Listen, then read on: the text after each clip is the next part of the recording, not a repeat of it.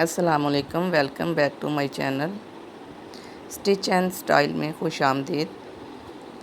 Channel पे नए हैं तो लाइक कीजिएगा, सब्सक्राइब कीजिएगा, ये आप सबका प्यार होता है।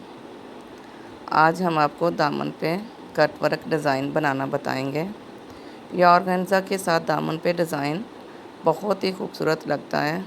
कटिंग करने का तरीका देख लें।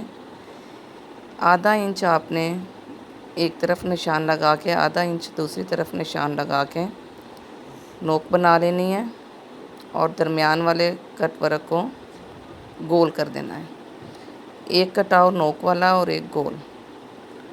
ये दामन पे डिज़ाइन बनाएंगे।